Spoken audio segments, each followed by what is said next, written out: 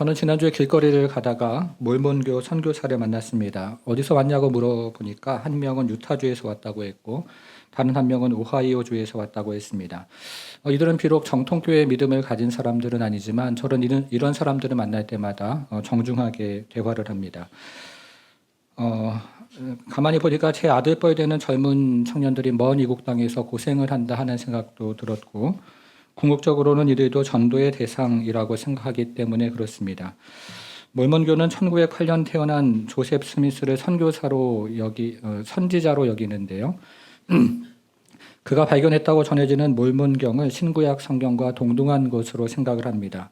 그래서 저는 두 젊은 선교사에게 그러면 만일에 당신이 믿는 그 조셉 스미스가 하나님이 보낸 선지자가 아니면 몰몬경도 가짜가 아니냐고 물었고 이들로부터 그렇다는 대답을 듣고 이들의 전화번호를 적어왔습니다. 여러분 오늘날 우리는 이 시대를 살아가면서 정말 영적인 것에 관심이 없는 그런 시대를 살아가고 있습니다. 하나님은 정말 계신 것인가? 나는 왜 태어났는가? 인생은 무엇인가? 죽음 이후에 우리는 어떻게 되는가에 대한 관심 없는 시대를 살아가고 있습니다. 그래서 오늘은 복음서에 나오는 예수님의 가장 중요하고 그리고 가장 긴 설교를 통해서 우리가 평상시에 깊이 생각해 보지 못하는 영생이라는 주제를 가지고 함께 오늘 말씀을 나누어 보기를 원합니다.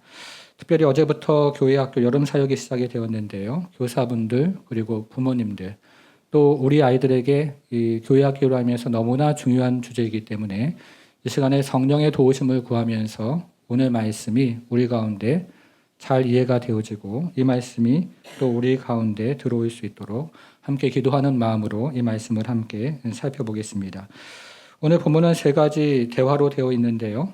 첫째 질문은 영원한 양식은 어디에 있는가 하는 것입니다. 이 오병이어의 기적이 일어난 이후에 주님은 제자들을 가버나움으로 보내셨고 주님은 홀로 산으로 가셨습니다. 이때 무리 중에 다수는 집으로 돌아갔지만 일부의 무리가 남아서 예수님을 계속 찾았습니다. 그러나 이들은 예수님이 이미 떠나셨다는 사실을 깨닫고 예수님이 계시리라고 예상이 되는 가버나움을 향해 디베라에서 온 배를 타고 그곳으로 갔습니다. 그리고 가버나움 회당에서 예수님을 만나서 언제 이곳에 오셨습니까? 라고 물었습니다. 25절이죠. 랍비여, 언제 여기에 오셨나이까? 성도 여러분, 우리는 지난주부터 이 무리들에 대해서 함께 좀 생각을 해보았는데요. 여러분들은 이 무리들이 어떤 사람들이라는 생각이 드십니까? 저는 이 무리들이 굉장히 열정적인 구도자라는 생각이 듭니다. 이들은 밤새도록 예수님을 찾은 사람들입니다. 그리고 예수님께서 계시리라고 예상되는 가버나움으로 그 다음날 배를 타고 온 사람들이기도 합니다. 물론 이 시대가 오늘날처럼 그렇게 바쁘고 분주한 시대는 아니었겠지만 그래도 이들에게는 이들 나름대로의 할 일이 있었을 것이고 또 돌봐야 할 가족들이 있었을 터인데 그러나 이들은 무엇보다도 먼저 만사를 제쳐놓고 예수님을 찾아왔습니다. 그러나 이들이 예수님을 찾아온 이유는 떡을 얻기 위해서였죠. 예수님을 사랑해서 예수님을 왕으로 섬기고자 찾아온 것이 아니고 떡을 얻고 그리고 인생의 만족과 욕구를 채우고 싶어서 예수님을 찾아왔던 것입니다. 그래서 우리 주님은 이들을 향해서 썩을 양식을 위해서 일하지 말고 영원토록 있는 양식을 위해서 열심히 일하라 이렇게 말씀하십니다. 27절인데요. 같이 읽어보겠습니다. 시작. 썩을 양식을 영생하도록 있는 양식을 위하여. 네, 거기까지 읽겠습니다. 네, 썩을 양식을 위하여 일하지 말고 영생하도록 있는 양식을 위하여 하라. 여러분 여기서 예수님께서 말씀하신 썩은 양식은 무엇이고 영생하는 양식은 무엇이라고 생각을 하십니까? 썩을 양식은 비종교적인 일이고 영생하는 양식은 종교적인 일을 예수님 말씀하신 것일까요? 그렇지는 않을 것입니다. 우리의 육신의 만족을 위해서만 살아가는 것을 썩을 양식을 위해 일하는 것이라고 말씀하신 것입니다. 자신의 배를 채우고 좀 더 편하고 좀 더 안정적인 삶을 인생의 가장 궁극적인 목적으로 살아가는 그런 삶을 우리 주님은 썩을 양식을 위해서 살아가는 삶이라고 말씀하신 것입니다. 그래서 우리 주님은 영원한 양식을 위해서 일하라고 말씀하십니다. 우리가 좀 더 깊고 좀 더 영원하고 좀 더 만족스러운 삶이 있고 그 삶을 위해서 우리 인생에 열심히 경주하라고 말씀하신 것입니다. 여러분, 그러면 영생하는 양식은 어디에 있을까요? 이것이 오늘 본문의 첫 번째 질문인데요. 어디에 영생하는 양식이 있는가 하는 것입니다. 27절을 좀 더 읽어보겠습니다. 썩을 양식을 위하여 일하지 말고 영생하도록 있는 양식을 위하여 하라. 이 양식은 누가요? 인자가 너희에게 주리니 인자는 아버지 하나님께서 인치신 자니라. 인자로부터 영원한 양식을 얻을 수 있다고 말씀하십니다. 어디에 있습니까? 인자에게 있는 것입니다. 2004년 8월 아테네 올림픽 남자 사격 50m 결선에 진출한 매튜 에몬스라는 미국 선수가 있었습니다. 2위와의 점수차가 3점이나 벌어졌기 때문에 우승이 확실시되는 순간이었습니다. 이제 마지막 한 발을 에몬스는 심호흡을 하고 그리고 신중하게 격발을 했습니다. 그런데 한참이 지나도록 이 점수판에 점수가 뜨지 않았습니다. 그래서 에몬스는 이 진행을 하는 사람에게 자신의 점수가 나오지 않았는데 자신은 정확하게 격발을 했다는 제스처를 보냈습니다. 이 진행을 하는 심판이 이제 직접 눈으로 에몬스의 타겟을 확인해서 점수를 발표했는데요. 에몬스 선수의 마지막 점수는 다름 아닌 0점이었습니다. 에몬스 선수가 발사한 총알이 에몬스 선수의 관역을 맞춘 것이 아니라 그 옆에 있는 선수의 관역의 정중앙을 정확하게 맞췄던 것입니다. 그 결과 에몬스 선수는 이 금메달을 눈앞에서 그냥 놓쳐버린 것이죠. 4년 동안의 노력이 한순간에 물거품이 되었습니다. 사랑하는 여러분, 만일에 이것이 여러분의 인생이라면 여러분들은 어떤 생각이 드십니까?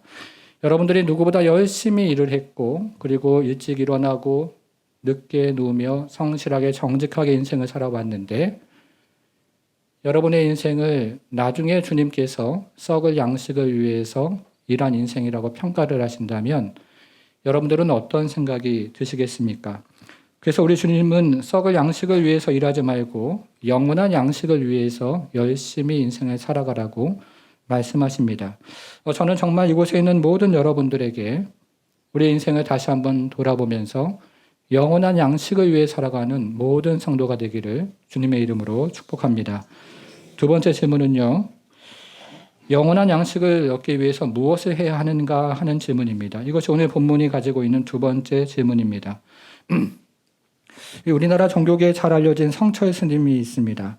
이분은 1993년 11월에 해인사에 입적하기까지 한국 불교의 많은 자취를 남긴 사람으로 알려져 있습니다. 16년 동안 생식을 했다고 알려지고요. 그리고 8년 동안 등을 바닥에 대지 않고 앉아서 잠을 자는 불교에서는 좌정불화라고 하던데요. 이 좌정불화를 수행을 했습니다. 그래서 불자들은 그를 우리 곁에 와 계셨던 부처라고 칭송을 합니다. 놀라운 사실은 그가 죽을 때 남긴 28자로 된 열반송에 대한 기록인데요. 이 기록에 죽음에 대한 허무함이 그대로 묻어져 있습니다. 평생토록 석가를 따르며 그의 가르침을 전했던 자신의 삶이 일생 동안 남녀의 많은 사람들을 속이는 삶이었고 그것이 너무나 큰 죄가 되어서 자신은 죽음 이후에 곧바로 지옥으로 행한다는 그런 고백이었습니다. 여러분, 불교에서는 그 석가의 삼불이라는 가르침이 있습니다. 처음 오신 분은 지금 들으면 지금 불당에 잘못 오신 거 아닌가 하는 생각이 들 수도 있겠다 하는 생각이 드는데요. 이 석가의 삼불 중에 업보중생 제도불능이라는 말이 있습니다. 한 남자가 부인을 버리고 떠났다가 30년 만에 남편에게 돌아왔는데 그 부인이 그 남편을 받아들이지 않았습니다. 석가가 부인에게 남편을 용서해 주라고 이야기를 했는데요. 이 부인은 석가의 말을 듣지 않고 이 석가가 보는 앞에서 그동안 품고 있던 칼을 꺼내서 남편을 살해했습니다. 이 광경을 보고 소스라치게 놀란 석가는 인간은 한 번 죄를 지으면 그 업보는 결코 용서받을 길이 없구나 라며 탄식했습니다. 이것이 불교가 이야기하는 업보중생 제도불능입니다. 무슨 말이냐면요. 불교에는 엄밀히 말하면 죄사함이 없습니다. 영생도 없는 것입니다. 여러분, 그러면요, 우리는 무엇을 해야 이 영원한 양식을 얻을 수 있겠습니까? 이것이 오늘 본문의 두 번째 질문인데요. 우리는 무엇을 해야 영원한 양식을 얻을까요? 자, 28절 보겠습니다. 그들이 묻되 우리가 어떻게 하여야 하나님의 일을 하오리까? 무엇을 하여야 하나님의 일을 하겠습니까? 우리가 어떤 일을 해야 하나님을 만족시켜 드려서 영원한 양식을 얻을 수가 있겠습니까?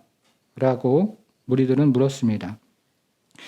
이 질문에 대해서 예수님은 매우 파격적인 대답을 하십니다. 29절인데요. 같이 읽어보겠습니다. 시작. 예수께서 대답하여 이르시되 하나님께서 보내신 이를 믿는 것이 하나님의 일이니라 하시니. 여러분, 우리 주님 하나님의 일을 뭐라고 말씀하십니까? 하나님께서 보내신 일을 믿는 것이라고 말씀하십니다. 예수님은 지금 우리가 수많은 일을 해서 하나님을 만족시켜 드리는 것이 하나님의 일이 아니고 하나님께서 보내신 자를 믿는 것이 하나님의 일이라고 말씀하십니다. 행위로 구원받는다는 것이 아니고 믿음으로 구원받는다는 것입니다. 여러분, 지금 제가 예수님께서 하신 말씀을 제대로 해석을 한 것입니까? 지금 예수님께서 하신 말씀은 그런 의미는 아닙니다. 행위로 구원받는 것 아니고 믿음으로 구원받는다는 말씀을 지금 여기서 하셨다는 것은 아닙니다. 요한복음이 말하는 믿는다는 말은 단지 예수가 나의 구주요, 나의 주인이라는 정적인 고백을 의미하는 것이 아닙니다. 우리가 지금까지 요한복음을 쭉 살펴보고 있는데요. 요한복음에 나오는 이 믿는다는 말은 예수님을 신뢰해서 내가 예수님과 동행하는, 같이 살아가는 그 삶을 의미하는 것입니다. 지금까지 인생을 살아오면서 나의 만족을 이루고 내 가족을 챙기는 그 인생이 전부인 줄 알았는데 이제는 영생이 있음을 알게 되고 그 영생을 쫓아서 예수님과 함께 동행하며 그분을 신뢰하고 그분의 뜻을 따라 살아가는 그 삶이 하나님의 일이라고 예수님은 지금 말씀하고 계십니다. 어떤 목사님이 이것을 이렇게 설명을 했습니다. 한 유능한 남자가 있었습니다. 돈도 잘 벌고 제법 자기 분야에서 잘 나가는 사람이었습니다. 이 사람이 결혼을 하게 되었습니다. 주례 선생님이 이제부터는 자신을 위해서 살지 말고 아내를 위해서 살아가라고 이야기했습니다. 어떻게 하는 것이 아내를 위해서 살아가는 것인가 이 사람이 생각을 했습니다. 아내에게 많은 용돈을 주었습니다. 좋은 차를 사 주었습니다. 그런데 집에는 일주일에 한 번만 들어왔습니다. 딴 살림을 차리는 것입니다. 그러면서도 이 남자는 아내에게 꼬박꼬박 용돈을 주고 집에 일주일에 한 번은 꼭 들어와 주기 때문에 아내를 사랑하고 아내를 위해 산다고 생각을 했습니다. 여러분, 이것이 우리와 예수님과의 관계라면 이것은 하나님의 일이 아닌 것이죠. 여러분, 이해가 되십니까? 하나님의 일은 단지 예수를 나의 구주와 그리고 주인으로 고백하는 것이 아닙니다. 하나님의 일은 예수님을 의지하고 그리고 그분과 동행하며 더불어 살아가는 삶을 의미합니다. 내가 지금 우리 가족의 화평을 위해서 교회를 다녀주는 것이 아니라 진실로 그분과 올바른 관계를 맺고 그분을 사랑하고 그분의 뜻을 행하면서 그분과 함께 동행하며 살아가는 삶, 그것이 바로 하나님의 일이라고 예수님은 말씀하셨습니다. 사랑하는 여러분, 여러분 모두에게 정말로 이와 같은 하나님의 일이 날마다 은혜 가운데 살아가는 그런 성도가 되기를 주님의 이름으로 축복합니다. 자, 세 번째 질문은 이것입니다. 영원한 양식은 누구에게 있는가 하는 것입니다. 이제 예수님의 말씀을 들은 무리들은 예수님에게 표적을 구합니다. 예수님이 정말로 영원한 양식을 줄 수 있는 사람이라면 모세보다 더 큰 표적을 보여달라고 그렇게 표적을 구했습니다. 그러나 예수님은 이들의 불순한 동기를 아시고 그 요구를 거절하십니다. 그리고 영원한 양식이 누구에게 있는지를 말씀해 주십니다. 여러분, 영원한 양식은 누구에게 있을까요? 그것이 오늘 본문의 세 번째 질문인데요. 여러분, 영원한 양식은 과연 누구에게 있는 것입니까? 35절에 보겠습니다. 예수께서 이르시되 나는 뭐라고 말씀하십니까? 생명의 떡이니 내게 오는 자는 결코 줄이지 아니할 터이요 나를 믿는 자는 영원히 목마르지 아니하리라. 사랑하는 여러분, 우리가 인생을 살아오는데요. 이 인생은 잘 먹고 잘 산다고 해서 모든 것이 채워지는 것이 아닙니다. 좋은 사람 만나고 그리고 좋은 교제한다고 해서 우리의 영혼의 깊은 그 갈증이 다 채워지는 것도 아닙니다. 여러분, 우리 인생은요, 예수 만나야 우리의 영혼이 채워집니다. 영혼이 가라지 않는 것이죠. 예수 만나야 우리 영혼에 진정한 만족이 있는 것입니다. 결코 줄이지 않고 그리고 목마르지 않는 우리의 영혼의 해갈을 할 수 있는 바로 그 방법은 생명의 떡이신 예수님, 바로 그분을 만나는 것입니다. 바라기는 지금 이 시간에 예배드리는 모든 분들 가운데 다시 한번 그리스도 예수로 말미암아 영적인 모든 갈증이 채워지고 그리고 해소되는 그런 은혜와 역사가 있기를 주님의 이름으로 축복합니다. 자, 이제 우리가 들은 말씀을 기억하면서 한 가지 적용을 좀 해보겠습니다. 우리는 지금 2000년 전에 가버나움의 한 회당에서 있었던 무리들과 예수님의 대화를 함께 생각을 해보았습니다. 첫째, 영원한 양식은 어디에 있습니까? 영원한 양식은 인자에게 있습니다. 둘째, 영원한 양식을 얻으려면 무엇을 해야 할까요? 영원한 양식을 얻으려면 하나님께서 보내신 자를 믿어야 합니다. 셋째, 영원한 양식은 누구입니까? 영원한 양식은 예수님 자신이십니다. 너무너무 중요한 인생의 질문이고요. 너무너무 중요한 인생의 해답입니다. 우리가 굉장히 짧은 시간에 이것을 살펴보았지만 이 질문은 우리가 참으로 다른 종교에서도 하는 너무나 중요한 질문이고 그리고 예수님께서는 그것을 너무나 명쾌하게 우리에게 말씀을 해주고 계십니다.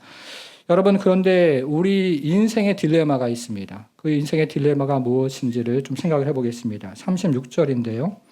이 36절이 우리 인생의 딜레마입니다. 그러나 내가 너희에게 이르기를 너희는 나를 보고도 믿지 아니하는도다. 이것이 인생의 딜레마입니다. 저는 이 말씀을 한 주간 동안 곰곰이 묵상을 하면서 이 말씀이 두고두고 충격적입니다. 지금도 그러한데요. 여러분, 지금 이 말씀을 듣는 무리들은 오병이어의 기적을 직접 눈으로 본 사람들입니다. 그리고 복음서에 나오는 가장 중요하고 긴 예수님의 설교를 직접 지금 듣고 있는 사람들입니다. 예수님의 기적을 직접 보았던 사람들이고 예수님의 말씀을 직접 듣고 있는 사람들임에도 불구하고 이들은 은혜를 받지 못하고 예수님을 믿지 못하고 있습니다. 여러분, 우리의 소원이 무엇입니까?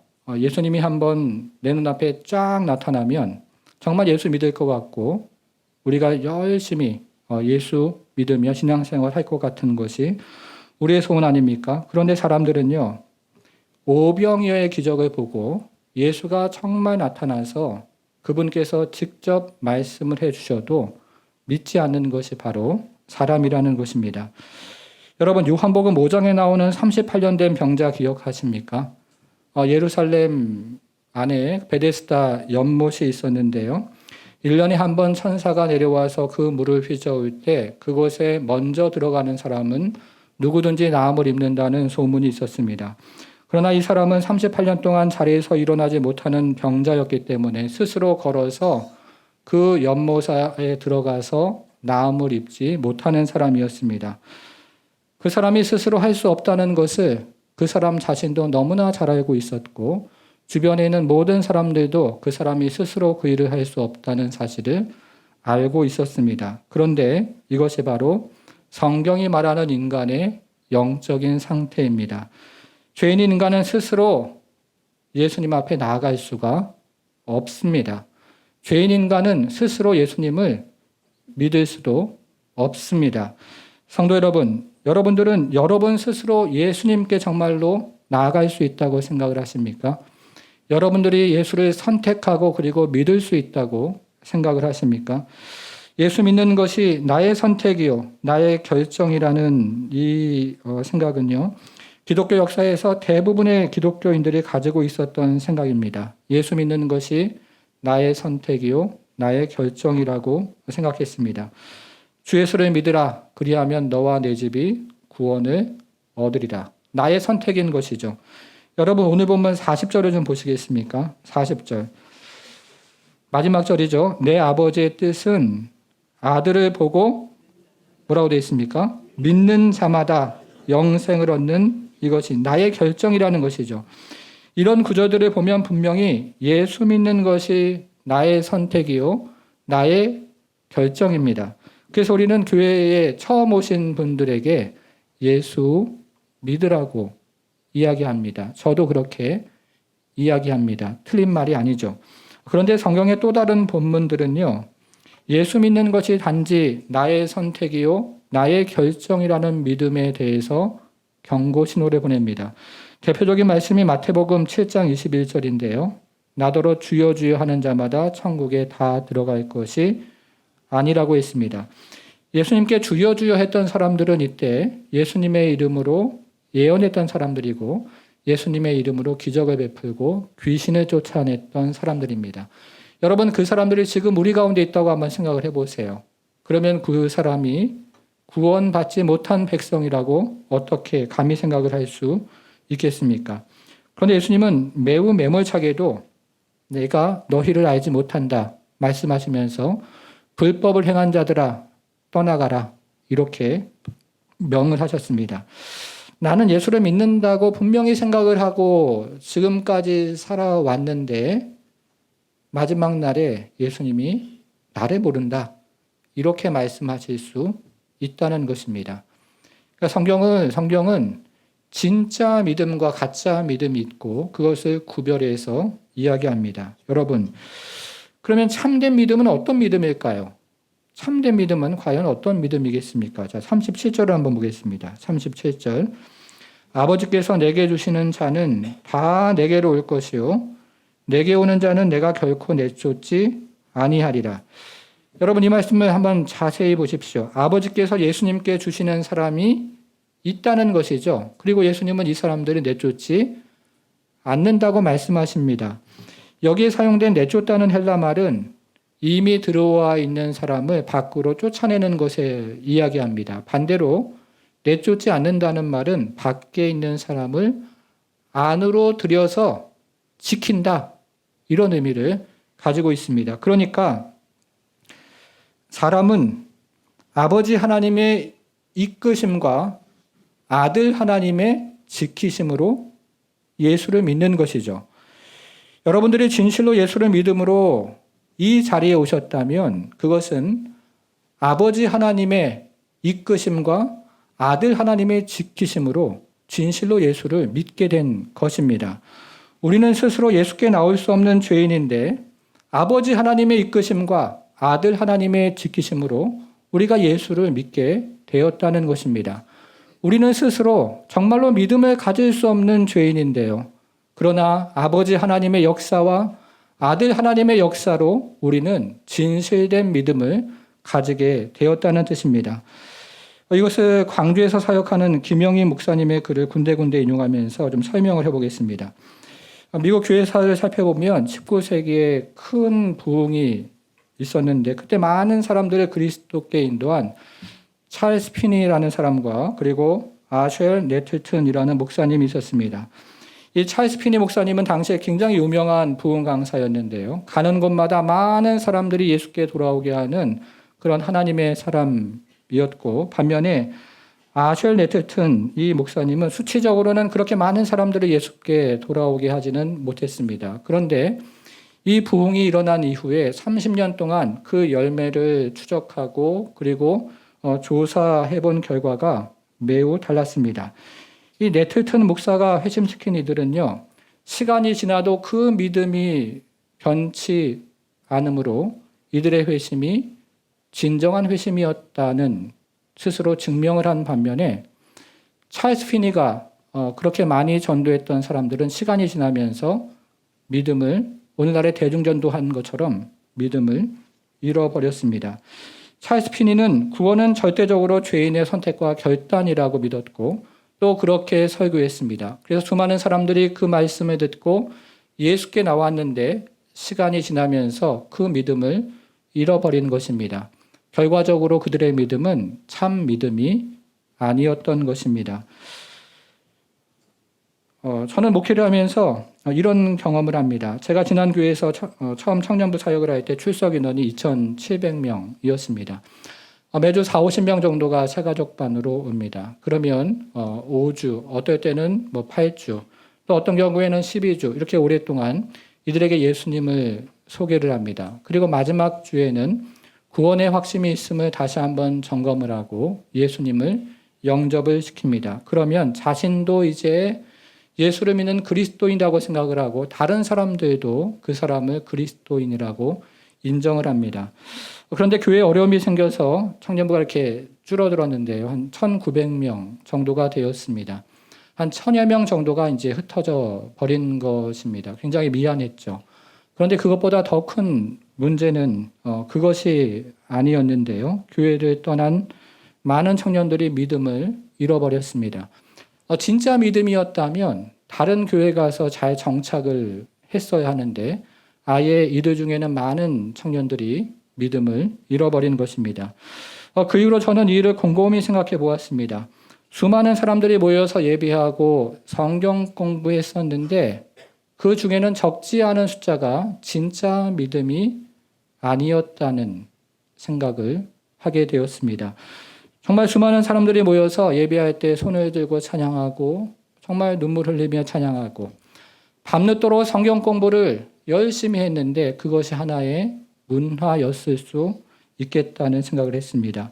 그것이 오늘날 한국교회가 가지고 있는 약점이고 특별히 대형교회가 가지고 있는 약점이기도 합니다. 그래서 저는 그 이후로 이 성경을 다시 보면서 참된 믿음이 무엇일까를 생각하며 이 성경을 보게 되었습니다. 그리고 그 해답을 얻은 본문 중에 하나가 바로 우리가 읽은 오늘 본문입니다. 우리 37절 읽었는데요. 37절이 말하는 것처럼 참된 믿음은 아버지께서 이끌어 오셔야 됩니다. 그리고 아들이 지켜주셔야 우리가 참된 믿음이 계속 유지가 되는 것입니다. 그리고 성령께서 우리 가운데 스쳐 지나가야 아버지의 역사와 그리고 아들의 역사를 우리 가운데 적용하셔서 우리는 거듭남의 역사를 경험을 하는 것입니다. 여러분 믿으십니까? 사랑하는 여러분, 이제 어제부터 주일학교 여름 사역이 시작이 되었습니다. 여름 사역 하는데요. 수민아, 예수 믿어? 네, 예수 믿어요. 수찬아, 너 구원의 확신이 있어? 네, 있어요. 두 사람은 저희 아들입니다.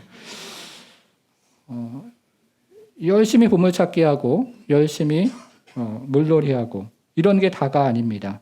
저는 그런 것이 필요 없다는 말씀을 지금 드리는 것이 아닙니다. 어제도 아이들이 모여서 얼마나 즐겁게 물놀이 하는데요. 그것에 듣는 것만 해도 힐링이 돼요. 너무 귀한 은혜들을 함께 경험하고 있습니다. 여러분, 그러나 제가 지금 드리는 말씀은 그것이 필요함에도 불구하고 그것이 본질은 아니라는 것입니다. 본질은 성령께서 아이들 가운데 바람처럼 스쳐 지나가 주셔야 돼요. 본질은요, 우리 아버지 하나님의 이끄심과 아들 하나님의 보존하심을 성령께서 각 개인에게 적용하시는 그 성령의 바람이 우리 가운데 스쳐 지나가서 우리 한 사람이 개인적으로 구주 예수 그리스도를 만나고 거듭나서 새로운 눈을 가지고 새로운 인생을 살아가는 것이 바로 본질이라는 것입니다. 여러분, 그래서 우리는 이 기간 동안에 정말로 죽을 힘을 다해서 기도해야 됩니다. 우리는 죄인이기 때문에 우리 스스로 예수 그리스도를 믿지 못함을 고백하고, 그러나 주님께서 우리를 불쌍히 여기시고 우리를 사랑하시는 그 주님께서, 죄인을 사랑하시는 그 주님께서 우리 가운데 역사하셔서 성령의 스쳐 지나가심이 우리 가운데 있으면 우리 자녀들은 한 사람 한 사람 그리스도 예수를 구주로 고백하고 새로운 삶을 살아갈 수 있을 줄 믿고 우리는 정말로 죽을 힘을 다해서 주 앞에 엎드려 기도해야 되는 것입니다. 여러분, 그런데 저는 지금 우리가 믿는 것이 아무런 소용이 없다고 말씀드리는 것도 아닙니다. 그렇지도 않습니다. 40절을 우리가 살펴보았는데요. 이 40절은 분명히 우리의 믿음을 강조하고 있습니다. 아버지의 뜻은 아들을 보고 믿는 자마다 영생을 얻는 것이라고 하셨습니다. 이것을 이렇게 요약을 할 수가 있습니다. 화면을 한번 같이 읽어보겠습니다. 같이 한번 읽어볼게요. 시작. 죄인은 스스로 그리스도께 나올 수 없지만 그럼에도 불구하고 그리스도께 나와야 한다.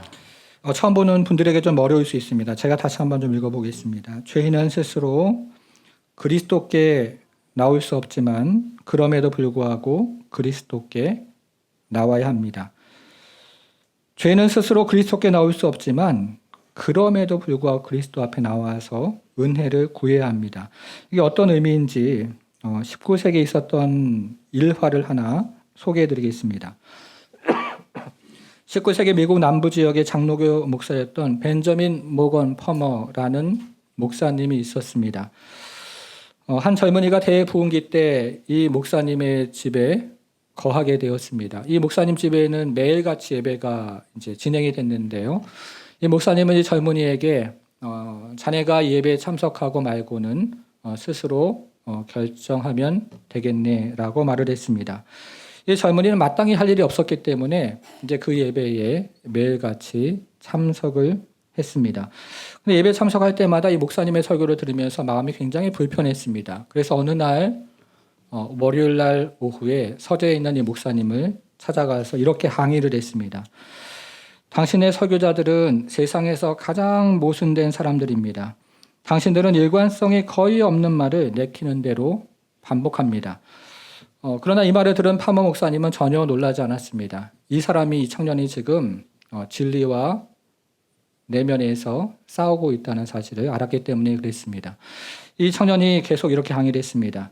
어제 목사님은 설교에서 죄인들이 철저하게 무기력해서 회개하거나 믿는 것에 철저하게 무능하다고 말씀하셨습니다. 그리고는 그들이 회개하거나 믿지 않기 때문에 모두 심판을 받게 될 것이라고도 이야기했습니다. 이해가 안 되는 거죠. 목사님이 이야기합니다. 이복의 젊은이, 자네에게 회개할 능력이 있는지 없는지를 따지는 것은 지금 아무런 소용이 없는 일이라네. 단지 내가 지금 자네에게 해줄 수 있는 말은 자네가 회개할 수 있다면 회개하는 것이라네. 저는 3일 내내 최선을 다해서 회개해 보려고 노력했습니다. 그러나 진실된 회개가 불가능했습니다. 이제 파머 목사님은 펜을 내려놓고 이렇게 말했습니다. 그렇다면 이제 다른 방법을 시도해 보세. 우리가 가지고 있는 문제를 하나님께 솔직하게 고백하는 것일세. 그리고는 이 두 사람은 바닥에 무릎을 꿇었습니다. 파머 목사님은 역사상 이런 어려움이 처음 일어난 것처럼 정말로 간절하게 기도했습니다. 주님, 여기 가장 절망적이고 가장 공경에 처한 한 영혼이 있습니다. 그는 믿어야만 합니다. 그렇지 않으면 멸망에 당할 수밖에 없습니다. 그런데 그는 그 일을 할 능력이 없습니다. 그래서 하나님의 개입과 간섭하심을 간구할 수밖에 없습니다. 죄인을 향한 하나님의 그 큰 사랑과 그 은혜를 의지할 수밖에 없습니다. 다른 방법은 없습니다. 간절히 두 사람은 기도했습니다. 그리고 얼마 지나지 않아서 이 청년은 깊은 내적인 투쟁과 갈등의 종지부를 찍었습니다. 영생 안에서 다시 한번 소망하며 기뻐하는 은혜를 체험한 것입니다. 사랑하는 여러분, 여러분 중에 예수가 안 믿어지는 분이 계실 겁니다.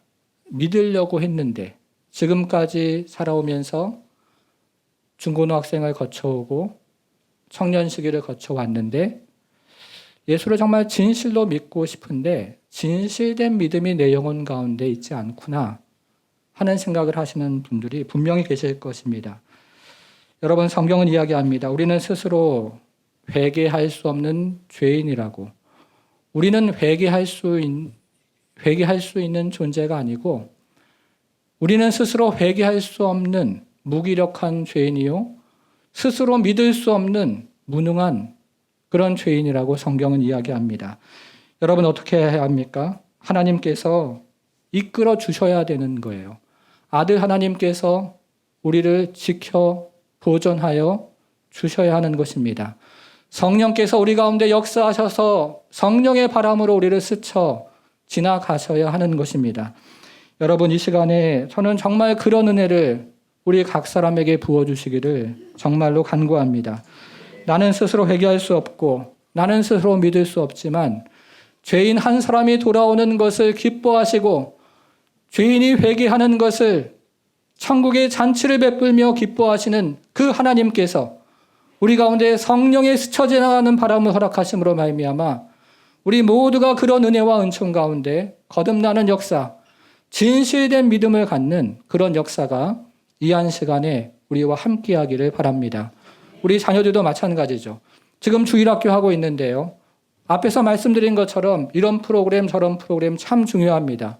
정말로 필요합니다. 그러나 정말로 중요한 것은 나이가 어리더라도 그 아이가 지금 초등학생이군, 그리고 초등학교를 들어가지 못할 것 간에 상관없이 그 아이 가운데 성령께서 지나가시고 성령의 바람이 그 영혼을 만드심으로 그 영혼 가운데 거듭나는 역사, 거듭나는 은혜, 그래서 그 아이가 진실된 믿음을 가지고 이 세상을 살아가며 그 믿음이 세상을 이기는 그런 은혜를 경험할 때 우리는 정말로 아깝지 않는 그런 시간을 보낼 것입니다.